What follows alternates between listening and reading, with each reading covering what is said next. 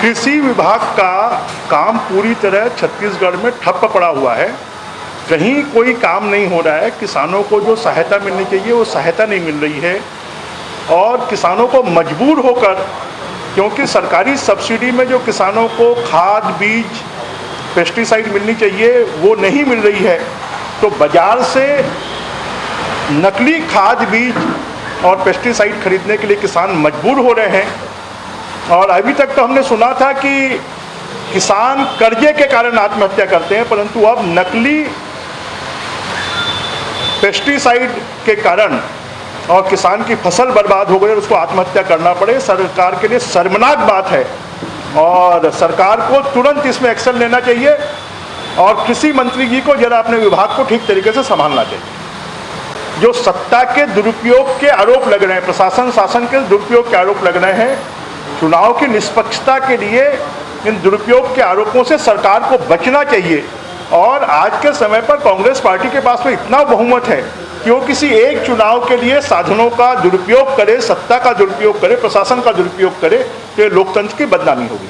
क्या ये जो मानसिकता है, दोहरी मानसिकता, ये सब मरवाही में माहौल बनाने के लिए कर रही कांग्रेस?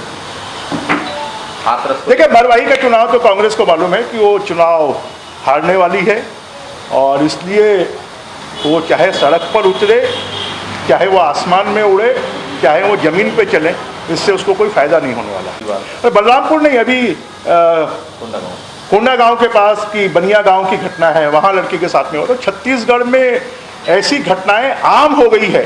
जो कांग्रेस पार्टी देश के अन्य राज्यों में होने वाली घटनाओं को लेकर आंदोलन करती है, जरा छत्तीसगढ़ में रोज होने वाली ऐसी घटनाओं के लिए वो क्या करेगी। और जैसा हमारे पार्टी के लोगों ने कहा है कि जरा सोनिया गांधी जी, राहुल गांधी जी छत्तीसगढ़ में भी आए। छत्तीसगढ़ देश में बलात्कार के मामले में 13वें नंबर पर है। यहाँ स्थिति कैसे सुधर सकती है उसको जरा देखें। क्या होना क्या चाहिए, क्या राजनीति होनी चाहिए इस विषय पर, ऐसे विषय पर? देखिए, ये विषय राजनीति का नहीं है, परंतु ये विषय सरकार की संवेदनशीलता का है कि सरकार कितनी संवेदनशील है। छत्तीसगढ़ में लगातार बच्चियों के साथ में, लड़कियों के साथ में, महिलाओं के साथ में इस प्रकार की घटनाएं घटित होती है। देश के हर हिस्सों में घटनाएं घटित होती हैं, तो वो तो पूरे देशव्यापी उसका प्रचार प्रसार होता है, परंतु छत्तीसगढ़ में घटनाओं को दबाने की कोशिश की जाती है। ये उचित नहीं है और इन घटनाओं को सामने लाकर जो भी दोषी लोग हैं उनके खिलाफ में कार्रवाई करनी चाहिए और इतना भय पैदा होना चाहिए कि कोई भी ऐसी घटना करने में हिचकिचाए, डरे। कांग्रेस कोरोना संक्रमण से निपटने के मामले में अपनी पीठ थपथपा रही है और 13 लोगों को कोरोना वॉरियर्स का तमगा भी इन्होंने दे दिया था।